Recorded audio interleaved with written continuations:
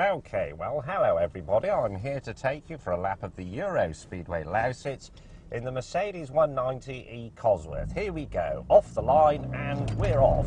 A little bit of tramping from the axle there as we head down the straight past the grandstand. Oh yes, well, I've put it into third gear already, and now I'm going to select fourth as we come up to the end of the straight and we go into turn one. This is a fine car. Its chassis was highly commended by Mr. Martin Brundle, who said it was one of the finest rear drive handling cars of all time. As we go round turn one, oh cock. As you can see, there are bollards on the circuit, which is not what I was expecting and must mean I've gone the wrong way. But there is a small shortcut. I will take it. It's very convenient. And work my way back round to the proper track where I should have gone left. This will affect my lap time, obviously, but this isn't a racing lap, this is a demonstration. Here we go now, joining the correct circuit, and we're on to the turn. Oh, and the car has done a spin, and it has stalled.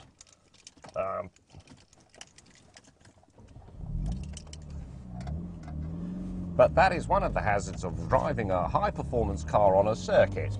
Now, here we go, clipping the apex here of the first right-hander. I must say I'm not familiar with this circuit, I've never been around here before.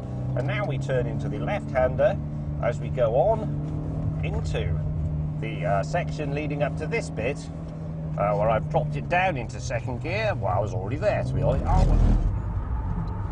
And that is another spin.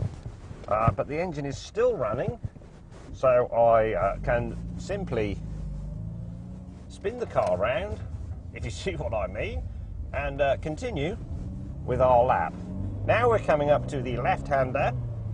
I move it up a gear and stay wide before tucking in to spin the car and turn it round again and continue along the far straight.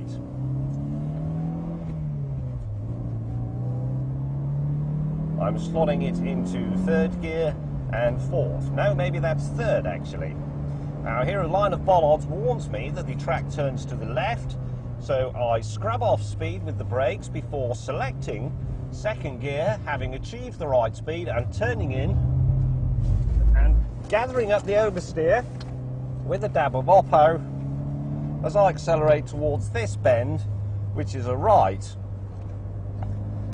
Feeding in the power and clipping the apex now, feeling the back end become a little squirrely as we exit, and the car performs a spin, but fortunately ends up at the right direction, although with two wheels in the kitty litter. Now we are continuing down the far straight to the right-hander at the end. So I move to the left of the track, thus broadening the radius of the turn and allowing me to carry more speed into the bend.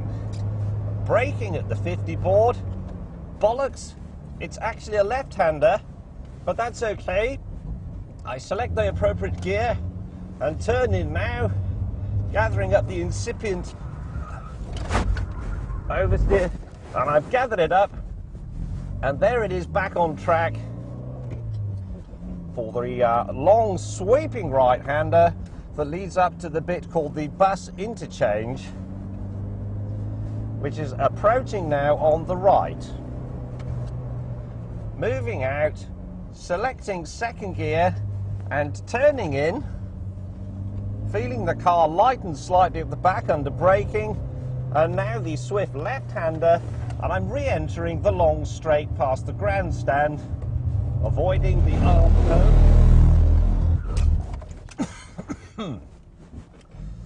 I'm now effectively going the wrong way around the circuit, but I shall simply go to the other end of the bus interchange. I hope there's nobody else out here in a high-performance car, and perform a U-turn in second gear.